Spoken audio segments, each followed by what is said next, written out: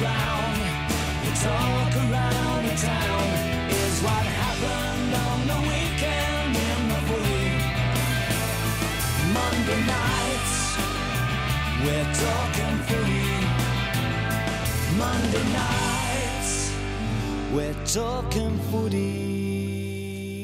Hello and welcome. As always, joined by Sam McClure, Tim Watson and Wayne Carey. Plenty coming up, including an AFL manager in hot water over a suburban footy punch. Look forward to that. The latest on the Pies, can Nathan Buckley still turn it around? We'll ask that question. And we hear exclusively from Nick Riewoldt about the controversial end of yesterday's game against the Dockers. Let's get into it. Sam, what have we got up first? Good evening, BT and everyone. Let's start with Ali Fahua, who is the manager of AFL Diversity. He has been sent straight to the tribunal of the Northern Football League for a sickening blow. You're about to see it here. Playing for West Preston up against Whittlesea. That's Fahua number 18. It's well off the play, as you can see from that vision. He's been referred straight to the tribunal of the Northern Football League, which will sit down on Wednesday and decide his fate. There's so many potential ramifications. So why are we talking about that? What's the connection? Well, he's the manager of diversity at the AFL, BT. Right. He has form in this area, which we'll show you in a moment. But this is the incident on Saturday, and it's just a terrible look for the game. Not good. Was he also gave, it must be said, and this is no link to Bashahuli at all. This is other vision we have from 7 News. He also gave a glowing character reference to Bashahuli last week before he appeared before the tribunal. Now, let's hear from Ali Fahua. Only a couple of hours ago, had this to say in a statement at AFL House. I'm deeply ashamed of my actions. There is no explanation or excuse. I accept that at no time is this kind of action acceptable on the football field or anywhere else. I understand that my actions reflect on my employer, the AFL, and the programs that I oversee. The AFL's work in the community are so important, and I'm extremely sorry that my actions take away from that work, and I've spoken with my manager at the AFL, and they will not make any comment prior to the hearing on Wednesday night. Yeah, an emotional Ali Fahua, as you can see there. Brother, of course, Ahmed Fahua, BT, one of Australia's leading chief executives, formerly of Australia Post and also NAB Bank.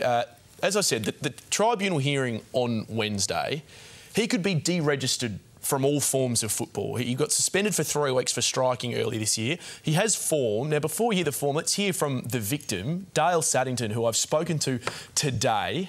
As you can see, I got hit from the back of the ribs by number 5, then I turn around and see number 18 comes from nowhere, 18 being Fahua, of course, and he king hits me. He says he can't remember the hit. His wife and his 2 young daughters were not only at the ground, but actually at the end where it happened. His wife, according to Dale, can't stop crying. There are so many elements to this story. Is he going to press charges?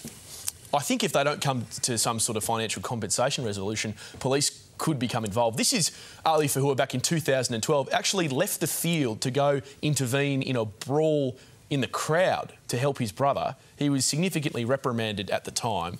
So this is becoming a bit of a theme now. My question would be, Tim, and to everyone on the panel, what's the next move for the AFL? Surely he cannot keep his position. Well, can I throw this back at you? What do you think? Do you think that he should be sacked from his position at the AFL? Yes, I do. I don't think, given the current climate now, and it's not a one-off incident that he's been involved in something like this, I don't think the AFL can afford to employ someone. Brian, is it possible that the AFL can ride this out in some way? I wouldn't have thought so. Surely... In this climate? In the current climate. And also, I think, to add to that, correct me if I'm wrong, but was it not one punch weekend in the NFL as well? The Northern Football League, I believe that's so, BT. It was awareness surrounding the one punch campaign. Wow. Yep. And I guess what heightens this and the conversation, Duck, is it's the same weekend as the Thomas Bug incident, which we're going to see again. The AFL have this to deal with as well. This is on Friday night in our league as well. So they've got one incident in their own backyard, Tim, and one incident to do with an employee, a manager at the AFL. They need to send a significant statement on acts like this, in my opinion, BT. So this, for me... We all go back to the Staker Hall situation. It was 10 years ago. Yep. How many weeks? He got 7 weeks for that at the time. The environment is much harsher now. Yep. And so you would think that the penalty is going to be even more severe. It should be around that somewhere, I think. Well, the difference between the two of those is Thomas Bug, and this isn't by any stretch of the imagination sticking up for Thomas Bug. Not condoning it, yep. No. One is a real reflex action. The other one is almost premeditated. Yeah. I mean, you've run in from a fair way out. You've run past players to actually do it. So therefore, the penalty must be much stronger. The second one. We see like 4 weeks for Bashahuli last week, okay, and I think we all agreed that there was some doubt over minimum 6 here, Tim. Yeah, I think minimum 6. Okay, so we're talking 6 to 8 weeks. Do you think it'll sit somewhere between those? Yep. That would almost be a season for him as well. I mean, that is a heavy penalty. What do you think, Tim? I mean, the potential to cause serious injury. Oh, no, I'm with the penalty. I mean, it's a heavy penalty, but I'm with it. I mean, how many examples do we need to see about, one punch, the damage that can do on the football field? My blowtorch tonight is about what I think should happen in the game as well, and that leads to, the whole discussion about send-off rules and that type of thing. But, like, when you look at the destruction that did on Friday night, you've got a young man who is on the sidelines for the rest of the game. You've got one bloke who plays out the rest of the game, albeit it affected his performance, one would think. How much do you think it harmed the brand of the Melbourne Football Club? That's hard to say. I don't know that it harms the brand. I think it harms the reputation of the individual more than it harms the brand of the Melbourne Football Club. Yeah. Let's hear from the individual. Tom Bug was contrite after the game. Then you're going to hear from Dr. Peter Larkins, one of the leading sports medicos in the game, on how serious the ramifications could have been. I'm a bit embarrassed. It's, my genuine intent, it looks really bad, but my genuine intent was not to hurt Callum. I'm getting more angry by the hour about last night. This concept of one punch is not just a football or a sport thing. It happens in the community. It's been widely publicised. I mentioned Danny Green's campaign last night. I had a medical colleague die this week from one punch.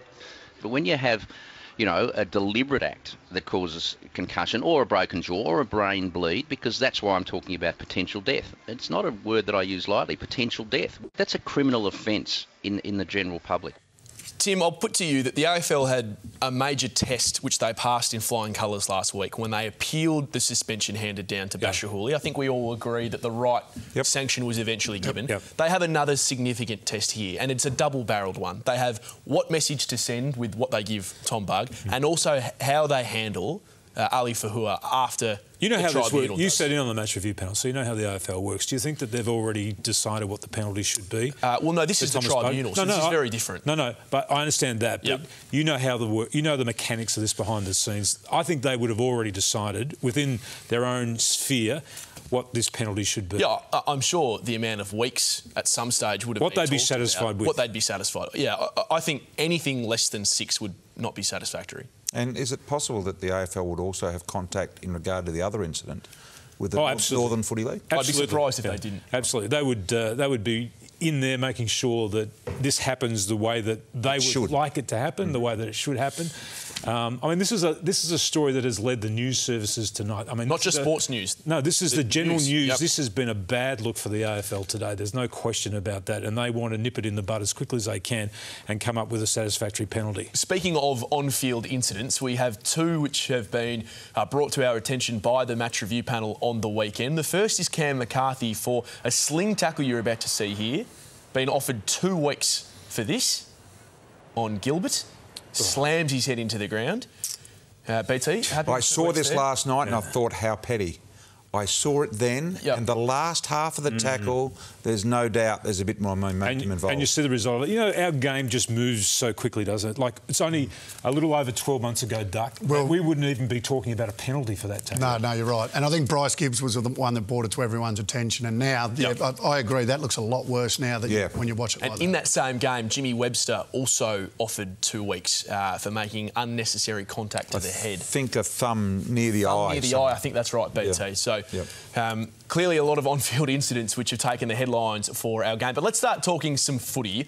I want to talk about the Pies, Tim, and we want to know not only where they're at, but we talk about them a lot on this program. We do. But where Nathan Buckley is at, and I'll use as a vehicle to get into the conversation, BT, Ben Reid. I think a lot of us were surprised when the teams came out and Ben Reid had been omitted. Let's hear from Nathan Buckley on his reasons and come back and chat about what we all think and why that played out the way it did.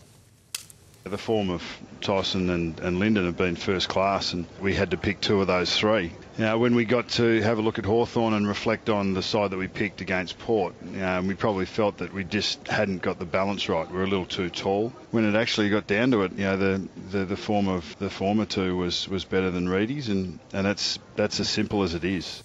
I know I'm not in the middle of the Collingwood Football Club and hearing and seeing everything about an individual player, but I don't necessarily buy that. Which bit don't you buy? Well, Ben Reid is one of the best swingmen in the competition. Yep, he can play at either end. He can probably even play in the middle on the wing if you want him to. Tyson Goldsack, all of his career has been playing on smalls and talls. So he could have gone either way in this game. They play Mason Cox at the other end. OK, did well in the first half, didn't do so well in the second half. I am astonished. Has Reid's form been that poor? Well, I think he also said after the game, Nathan Buckley, that Lyndon Dunn and Goldsack have gone past him. I am staggered by that comment. I can't believe that.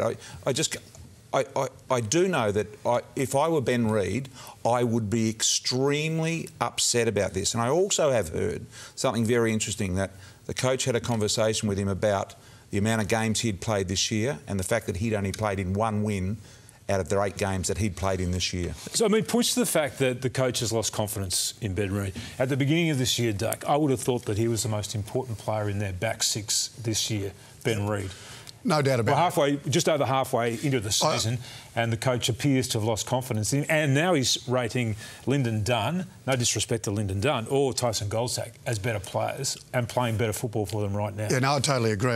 Good word, because I was astonished as well. I just thought, how can Ben Reid not be in their best 22 He's players? Their best kicker. Yeah, he's and the week before, as you saw. Okay, so, and if he can't play as a defender, why is it then that he can't play as a forward? Yeah. Why can't they? We've all spoken about last week. Yeah. 20 possessions, kicked a goal, went forward in the last quarter, did quite well, Tim. Yeah, and I've seen him play very good football in the forward line, and I think most of us have been waiting for the time when they actually had the defenders there that were capable of holding down those key positions so that they could actually play. And Jeremy Howe is playing a little bit of that sag off your own man intercept that Ben used to play. So we're all on the outside looking in. I think we are open and admit that. Tim, you're the only one here that's been a coach. Is it possible that the coach views someone very, very differently internally to how he's viewed externally? Is it possible that Ben Reid hasn't been doing things that Nathan Buckley would have expected of him, and that is the reason? And that gets back to Nathan Buckley's rate of importance with regards to the way you break down a player's performance too. So that is possible. But, you know, the bottom line with all this is, as a coach, you have to take responsibility for what you put out there and who's playing well and who's not. Whether you like it or not, you're responsible not only for the way your team plays, but the way the individuals play and whether they've got confidence or not. And getting your best players playing well is what coaching is all about. And I would think that Ben Reid is in their best side and should be in their best side. I would love to hear a comment from Ben Reid, because that would tell us what is really going on. What do you think he would say? I think he would say he was shocked. That's what I think he'd say. We've been speaking about the coach. Let's hear from Nathan Buckley in post-match after a few games in the last few weeks and how maybe his messaging may have changed. We battled hard to get that back, but I reckon we had colour blindness in the second half. We kicked more to them than we did to us, unfortunately. It looked like they bullied us around the ball, to be honest. Lost our composure with our ball use in that third quarter in particular. Just didn't move the ball in the manner that we would expect to. Yeah, Bucks he's obviously an accomplished media performer, Bucks. Says all the right things, but for the first time over the last few weeks, I've heard him all of a sudden saying things like he thought Port Adelaide was easily the best side that he's played all year. So Richmond beat them on the weekend at home. I don't think Port Adelaide are the best side in the competition. Bucks said that. And all of a sudden he's saying, well, our best footy is, 4 or 5 years away. Yet Collingwood in 2010 won the premiership, one of the youngest teams ever to win a premiership. So he's all of a sudden using... He said players play at their best in their late 20s. In 4 or 5 years. So once again, you're starting to sort of point to other things other than what's going on right now. I've never heard Nathan Buckley talk like that before. All of a sudden he is BT. That's the difference for me in Buck's demeanour.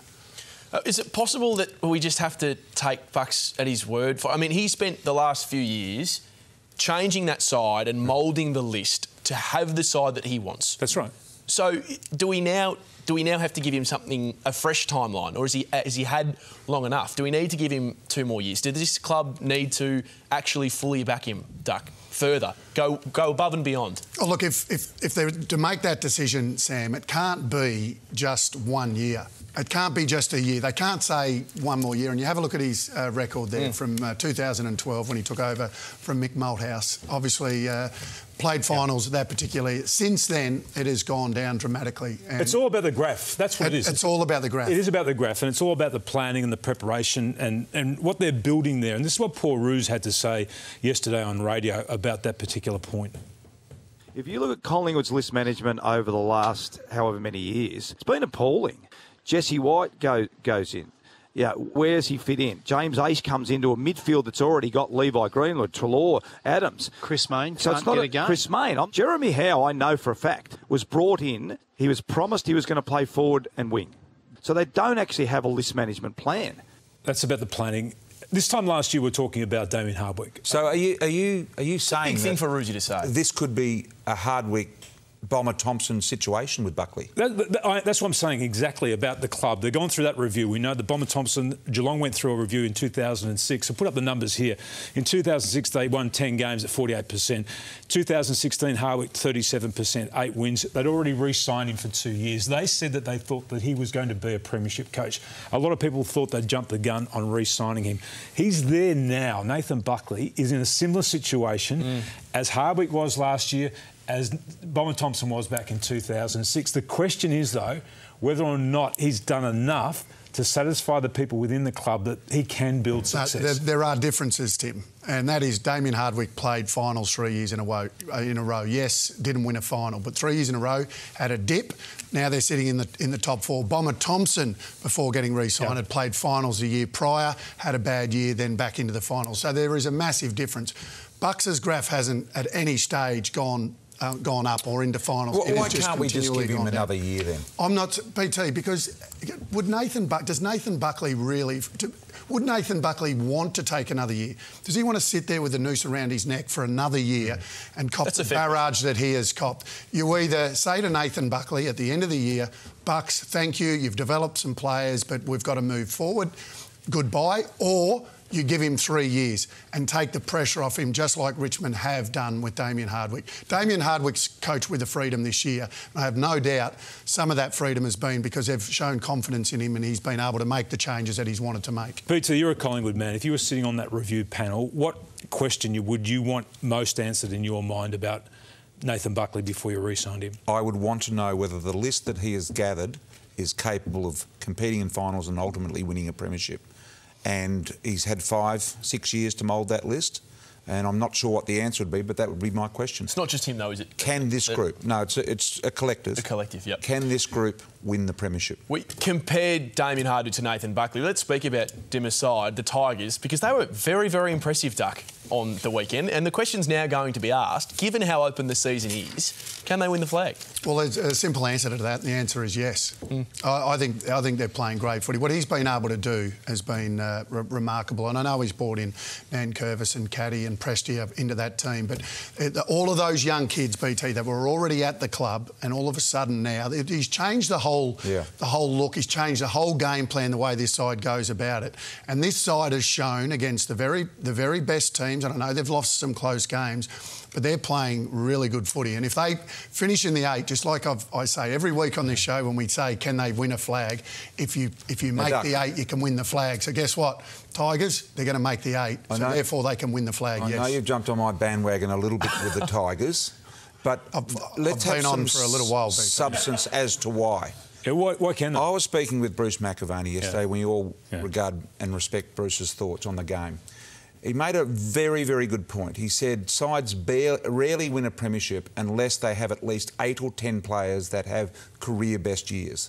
That is why Richmond will win the premiership, because when you go through their 24, 25 that have been consistently with this year, most of them, probably 3/4, I've listed just a couple there, but probably 3/4 of them have had career best years. They are a momentum team, and when things start to flow for the Tigers, boy, do they whip it into a vortex of goodness. Their speed. They've got great speed. Yep. I still reckon the question about them for me, and I know the Bulldogs did it without sort of two key forwards last year, but they played a different brand of football. Can they do it in the finals? Can they do it in the pointy end of the season with really one marking target in their forward line? And I'm talking about Jack Rivett. I think times have changed in regards to those big forwards. I don't think you necessarily need to have the two-pronged attack that you once did. Their next best support player is probably Lloyd, the marking player. Maybe they can't afford to get injuries. Jack Rewalt can't afford to be injured, can he? No. So they do have a little bit of depth, and that's another good thing about the Tigers finals campaign, but they can't afford injuries. You know what? We've criticised the Tigers a lot over the last few years, and we've criticised Damien Hardwick and the club's recruiting. Some have, Sam. Some have. But I think we should go back to this from last year, because this pricked our ears at the time when he said this, and when you look back on it now, it's interesting. Have a look at Damien Hardwick from last year. I personally think it'll be a quick bounce. I think we'll be back in finals next year. I'd be disappointed if we're not in finals next year. Winning finals is obviously the thing we're about. We haven't been successful thus far. I've been disappointed with that part. But the potential I see in the players we've got, we get all our personnel on track. We're going to be, I think, playing finals next year. He said that last year, hand on heart. What did you think when he said that last year? At the time, I know a lot of people scoffed at it. I was one that always thought that, when people were calling for his head for not making finals footy, I said, you don't sack a coach for having one bad year, nor do you re-sign a coach for having one good year. Yep. And I think Damien Hardwick, to have the courage to say that at that particular time when they're not going so well, not dissimilar to Bucks earlier this year or last year when he said, we have to play finals footy. Well, I'll put my hand up. I put my hand up. I thought it was spin at the time. I did as well. And I'm the first one to put my hand up now and say I was wrong. You guys are news operators. We're realists. Oh, so you believed him then too, did you? We believe in the Tigers. You believe in them now, but did you believe in them back then? Yes. Well, Duck and BT ahead of the pack. Speaking of the pack, one team that's gone back into the pack is the Dogs. Another crucial loss on the weekend. And I think when you look at the Dogs, you think Jason Johannisen, BT, in his form. They targeted him again on the weekend. Fourth week in a row. Didn't live up to the standards that we have for him. Only 12 disposals. They just went for him. Before the ball had even been bounced, this was happening, and Hutchins followed him all day and did a really good job on him. And he just didn't have the response, Johannisen. BT, it's pretty simple for me, because I think what's happening now is this is affecting the whole team, because players are running around, and we were at that game and watched that game live. Players are worrying about what Jason's doing. Is he being looked after? Do we have to get over? Rather than focusing... So what's your advice? My advice is, I think Jason is a wonderful player, he's a Norm Smith medalist, and he's a lovely, lovely guy. But you know what? He has to man up. Jason actually has to go out and, you know what, look after himself. Don't go out there and let people push you around like that. Go out, you be the instigator. Go out and show a bit of aggression to the player that comes up to you. Rather than wait for that contact before a game, BT, why doesn't he go and target someone else? You've got to be... This is a man's game. It's a tough game. You're saying he's timid? Well, I'll tell you what. The whole competition right now thinks he's timid, and that's why the whole competition, week after week after week, is going towards him, and he has to have a look in the mirror, speak to his coaches and say, you know what, boys, don't look after me this week. I can look after myself. You concentrate on your own game. Bebo hasn't been afraid to drop anyone. Is it time now to drop Jason Johannisen? No. Give him the message. Give him a week to do exactly that. You don't think he's been told that already? Well, I hope so. Well, I think what he's been told, and I think what the club's been told, if you look at the weekend, Tim, what they've been told is look after Jason. Jason, you've got to look after yourself. Strong advice. Don't forget, Talking Footy Twitter and 7AFL Facebook as well, guys, and get the messages through. We look forward to that. We are going to take a break, I think, are we, Sam? Taking a break, BT. We are going to take a break, and as always, we look forward to Talking Footy coming back on the other side of the break, hopefully. Still to come on Talking Footy, we speak exclusively to Saints star Nick Riewoldt about the controversial end to the clash against the Dockers. Has James Hird been welcomed back into the fold at Essendon? And will some of the biggest names in the game have to take a pay cut in 2018? That's all still ahead on a big edition of Talking Footy. Just watch this, Riewoldt. You watch. Riewoldt calls for it. There you go, the old fake. Umpire. Gee. I suppose you do have to give it back to the man who... but he sucked the kid in there. He won't get a stat for that. Yeah, some interesting vision from the weekend, BT. It caused a heated debate amongst footy fans. Was it the right thing to do or was it the wrong thing to do from Nick Riewoldt? Our own Tom Brown caught up with him exclusively today. Well, that sort of thing happens a fair bit. Most weeks, to be honest. It's just that players are generally pretty aware of the rules and don't really fall for it. But I understand people. Some people will think it was smart. Some people wouldn't have liked the look of it, and that's okay. Everyone's entitled to their opinion. But you showed pretty incredible awareness at the time. It's another example of your game awareness. Well, I guess that's one of the positives of playing for 17 years is maybe your game awareness. One of the negatives is that your body starts to fall apart, as people have commented. Nick Riewoldt with Tom Brown there. Tim, I'm never one to talk down a story, but I got to be honest, I was surprised that even caused a debate. I thought it was smart, maybe cheeky, but if players fall for it, they fall for it. First of all, the rule is, for those people that don't know, is the ball must go back to the person that's marked it or given the free kick directly. It can't go via Nick Riewoldt or another player to get to the player it should. Whether he calls for it or not. I mean, it's just gamesmanship. Why is everyone up in arms about that? I'm not sure. That happens every single week. It is ridiculous for people to be upset about that. And it is not bad. Anyone out there is saying it's bad sports. People have compared it to diving, to players that not being hit and taking a dive. There's been that comparison, which is absolutely ludicrous. And Nick Riewoldt also had this to say about Maddie's match. Of course, St Kilda taking on Richmond this weekend. First and foremost, it's just going to be a great game of footy with the Tigers really well positioned and us in the 8. It's the first time the two teams would have played with such huge ramifications on the line, on the field, and obviously off the field. It's for a wonderful cause as well. Clearly, we've been really well supported by both football clubs with Maddie's match a couple of years ago, which was a great success. So, yeah, there's going to be a lot of emotion attached to the game this week. Yeah, we all look forward to Maddie's match this weekend. Such a great cause. The Saints, Tim, played in the late game on the weekend. The early game from Sunday caused just as many headlines. Essendon and their result against the Brisbane Lions. What was your first reaction watching that game and watching it unfold? Disappointment. First, second, third, fourth and fifth. It didn't move much beyond that. Is that the kind of game that can really ruin a season? Absolutely. That can... I think that means probably now that Essendon won't make the finals. There was a small chance that they might. I think you can close the door on that. They had a pretty good run home, though, Tim. I mean, it's an okay run. But if you can't beat... This is the thing, though. If you can't beat the bottom side when you're up by 27 points in the last quarter, you don't deserve to be playing off in the finals. Winnable positions and, two close games. Can't afford it. All right, well, time to welcome Tom Brown, who's been out and about today. Tom, we welcome you. What have you got for us tonight? Good evening, BT. James Hird wasn't at the 50 Years of Sheed's official Bombers function last week. James Hird's, in fact, at the moment overseas. But I can tell you the healing process between James and Essendon has taken a significant step. In fact, that process of him re-engaging with the club has really upped the ante in, recent months. Paul Little, in particular, the former chairman, leading the way. He wants to make sure Hirdy feels welcome. He took James, Kevin Sheedy and Dustin Fletcher recently, as you can see from these photos, down to a coterie group function in Tasmania, the Van Diemen Dons. That's not an official group, but they're closely aligned to the club, and it's a step towards James attending and feeling welcome at an official function. Paul, as you can see there, took them down in his rather large, flash, private jet. Just to add some context, BT, Bomber Thompson was at that 50 Years of Sheed's celebration. So I think it's fair to say amongst all this heartache, all this pain in recent years, certainly on the Bomber Thompson and Hirdy front, they're taking some significant steps, the Essendon family, of sticking together. Well, that's great news, Tom, and it's great to see. I'm rapt, and I think it is time that moves like this were made to get James Hird back in mainstream now.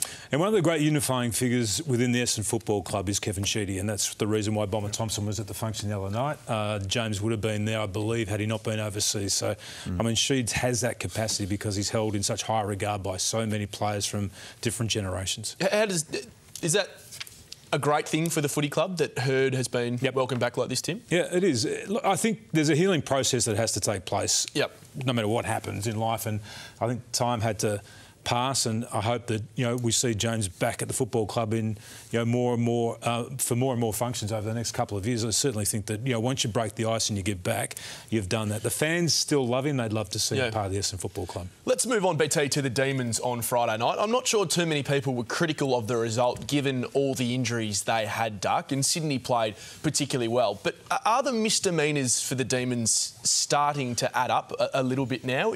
Take you through. I mean, Lewis and Hogan early in the year was suspended for bad incidents, really. I mean, it was just undiscipline more than anything. You've got the Tom Bug tweet with Joe Hannison, Clayton Oliver in the last couple of weeks, his sort of verbal stoush with, not really verbal if it's on Twitter, but it was public.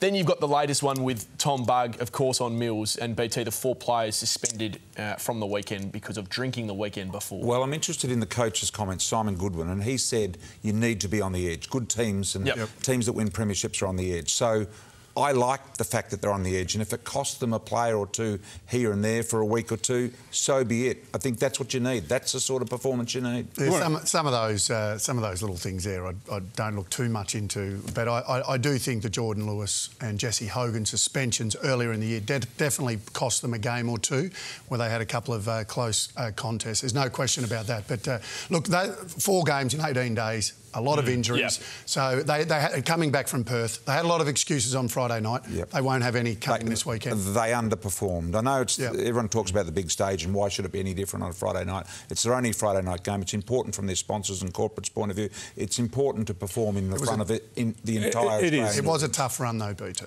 Yeah. It was. It's still a legitimate September threat, Tim, given the players that they've had out. Simon Goodwin's had an excellent year in the coach's box, hasn't he? The players to come back that they've got, given the games that they've won without so many of their key players, they have to be a threat come September. So this is really testing his coaching right now, though, isn't it? I mean, Viney's going to be out for a few weeks as well. Well, did he get him to jump off the cupboard and snap the ligament in the leg so he can play again? Like, didn't Robert Harvey do that upstairs or something like that? He got in the cupboard there and jumped off the wardrobe. And, well, if anyone's going to do it, it's going to be that bloke. I was going to say, if Jack knows that that's the case, he'll jump off a roof. Now, the NAB Rising Star is back for 2017, and there's more to the award than just each round's nominee. NAB has developed a recognition award that's presented to the junior footy clubs of all the nominees, designed to support and reward those clubs that are creating future champions. Each junior club receives $1,000 and loads of training and coaching equipment. And as you can see, Blake Hardwick is this week's winner, just building a nice little career he is in the early stages. He played his junior footy at Beverly Hills Footy Club in Victoria. I think that's where Roosie played his junior footy as well, maybe Gary Pert as well. So good to see Hawthorn players, the young talent, just starting to bubble up a bit there. So, well, that's 2 big scalps now. He played on Eddie Betts last Thursday, so, a fair while ago now. I know people don't remember. And then young Jamie Elliott, so well done to that young They've got a lot of good young kids there, and they're going to play some great footy ahead. Hey, by the way, still ahead on Talking Footy, we tell you which teams are done and dusted for 2017. And, of course, the superstars of the game might have to take a pay cut. We'll talk about that. But first, Friday Night Footy heads to Adelaide Oval this week as the Crows host the Dogs. Don't miss a minute of the action this Friday night.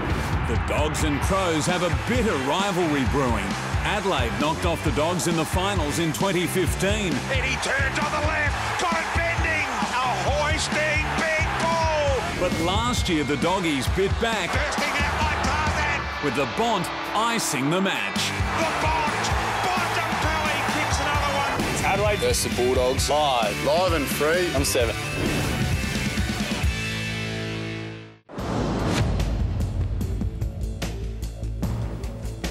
Welcome back. BT, the first question to you. Which teams can we put a line through now?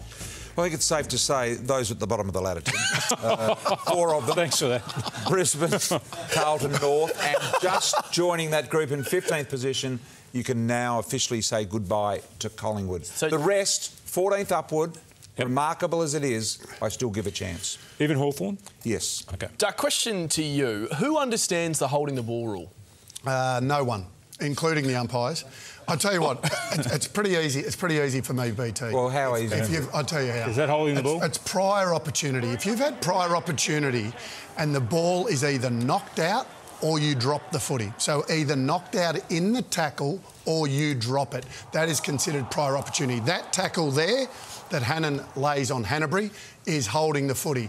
That there is holding the footy. Yo had prior opportunity, he tackled, the ball gets knocked out and or he drops it, it's holding the ball. I don't think it's a puzzle. Does it continue to be the most bewildering part of our game? Yes, possibly. Okay. But there are lots of parts of our game that I'm bewildered by. By the way, I put it to both of you Hall of Famers there. Will Gary Ablett Jr. go down in history as a better player than Gary Ablett Sr.? It's an oldie, but a goodie. Yeah. I'll go first. Not for my mind, no. His dad was the greatest player I've ever seen, and there's nothing that I've seen in the career of Gary Ablett Jr. that makes me change my mind. Wow. I actually agree with you. I think Gary Ablett Sr. is the next legend of the AFL, and I don't think Gary Jr. is as good. And I've got the next question. So you were still you're enjoying wafting in your own scent there. Would you, BT, be put off by a whistle if you were lining up for goal? Now, you did kick 100 in a year. Well, I kicked several hundred. Would I be... Do you hear it then? Yep. Siren and then the whistle. Look, if you're going into goal and the siren and the whistle both go at the same time and you are in a good frame of mind and you are ready to deliver, you continue to deliver. If you feel it's put you off, it's very simple. There's no 30-second clock after the siren goes. You can stop and go back. He chose to keep going, so he must have felt comfortable with his preparation. Well, OK. Geelong happy with that? I don't think there's overall happiness with the timing of that whistle. Duck, what's wrong with Tex? Tex, you look, to me, Tex Walker right at the minute, he's a fairly laconic player. He looks to me at times, Tex, that he's in second, third gear.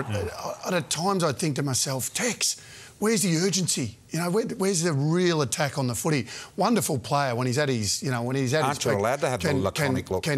No, well, you are, but if that is, I guess, making you a little inconsistent, and I think that's what Tex is at the moment. He's being a little inconsistent. He just seems to be, he needs to just lift his energy a little bit. So his playing is down, but his leadership qualities are up. Well, you'd have to ask his players that, BT. The blowtorch, it fires up next, and I'm turning up the heat on one of my pet hates. Stay tuned for that. But before that, the front bar started with a bang in its new time slot last week, and this Thursday will be no different. Hey Ross, Sam Pang from the front bar. Do you think Andy, myself and Nick 8:30 Thursday on 7 will be a good litmus test? Yeah. What is a litmus test? I don't know what it is. Well, it's like coaching in 3 grand finals and coming away without a win. OK, yeah, no, it's a good litmus test. Ken Hinkley, what do you think of it? Sam will have some ups and downs. He had one in the first half last week and bounced back, and he's had to do a pretty amazing first season, hasn't he? Let's be honest. Thanks, Ken. All new front bar at the new time, 8:30 Thursday on 7. Welcome back. Time now for the blowtorch, and I am first up. Now listen, Jonathan Patton on the weekend. How dare those people on the bench take Jonathan Patton from the ground? He kicks this goal, the adrenaline is surging through his body. He gets removed to the bench, there's only a few minutes left. He's already kicked 4, he's the leading player on the ground up forward, he's the most dangerous player. He spends 7 minutes and 48 seconds on the bench and couldn't get back on again. What could anyone be thinking? How couldn't you think, if you're a bench operator, that at the 15-minute mark of the last quarter that you would prepare and say, ask yourselves a simple question, all you bench people, ask yourself this: who don't we want left on the bench if this game's close in the last 5 minutes? Easy to fix. And put them on then. And don't take them off again. And by the way, you probably wouldn't know this, Sam. Duck, you do, and Tim, you do. Adrenaline can elevate performance. It can. Why let that drain from the body by taking them off? Very good blowtorch from you tonight. I think a lot of people in footy would agree with you too. Now, look, my learned colleague to my left may say this is a knee-jerk reaction. Nothing could be further from the truth. The Thomas Bugg incident has highlighted one of the great oversights of our game, the lack of a send-off rule. Now, I've heard the AFL's response, I've listened to the opposition over it as well, and I'm quite frankly, none of it stacks up for me. We are the only football code in the world without a send-off rule. In the NFL, now this is the most violent, brutal game on the planet. Any punch is deemed to be cause for rejection. You can also be rejected for just taunting and swearing. The NRL has the sin bin and the send-off. Rugby has a send-off, and we all know know in soccer you can be red carded. Thomas Bugg's deliberate punch will not only see him sidelined for well over a month, it could also be the catalyst for an AFL send-off rule. We know one punch can be catastrophic and can lead to death. How farcical is it then that Bugg played out the game while his victim sat on the sidelines waiting for his brain to unscramble? Heaven forbid anyone ever died on the field. But right now, it's actually possible you can throw a punch, somebody could die as a result of that punch, and then you could play out the game of AFL football. That is not only wrong, it's bizarre. It's archaic. It's making our game's administrators look like untrammelled ids. That's cavemen. Sometimes our game leads, sometimes it follows, and sometimes it gets lost gazing at its navel, BT. Right now, it needs to lift its head and act. Oh, boy. What a powerful blow. Powerful. Two powerful blowtorches, in fact. Now, thanks to Gillette and Chemist Warehouse, it's time for the Gillette Pro Shield Defensive Player of the Week. And this week, it is Jack Steele from the Saints for this incredible tackle in their thrilling win over the Dockers. Important time as well in the game, BT. Only a minute left until three-quarter time. 5 points down. That would have put them 11 points down had he run in for goal.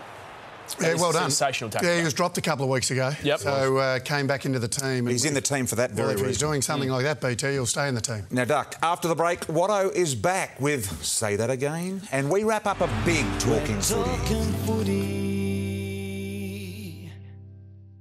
Lucky here at the Bulldogs. Mitch Honeychurch, and Mitch Honeychurch is, well, he's the main one. Gets us every time. It does get us every time. And there's not going to be any 21st birthdays in the Brian Lake family. Have a listen to this. Over the top with another sensational mark. That's what's been impressive so far today. That's their 21 contested mark compared to the Crows' 8. Say that again. What was that? He said 21th. David King does a great job with Fox. He doesn't miss a thing out there. Have a listen to this.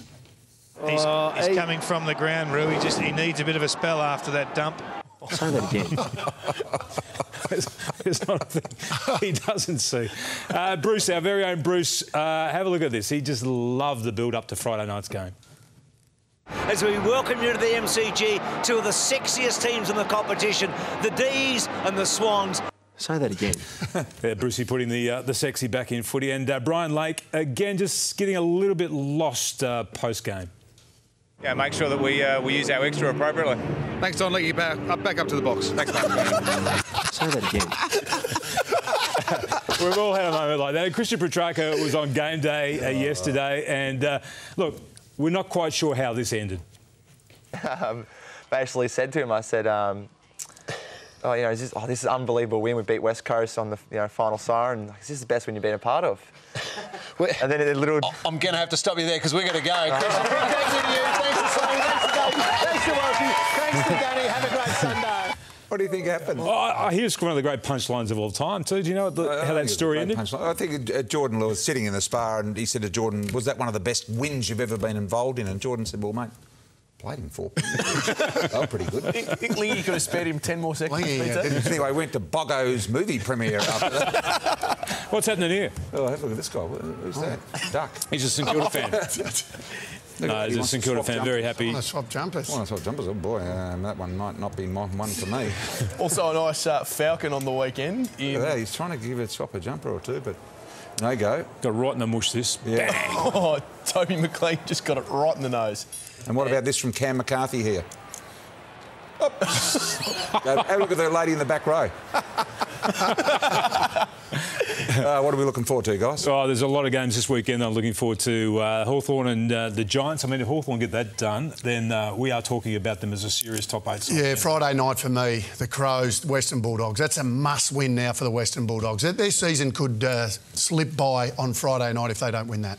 And that's a massive game. Yeah, Kilda Richmond, big game, isn't it? That is a massive game as well. I think the one at the MCG too, Saturday afternoon, Collingwood and Essendon is going to be a massive game for supporters getting along to that one too, for both teams to fall out from that game. Wimbledon coming up tonight, of course, boys, as well. Nick Kyrgios playing tonight.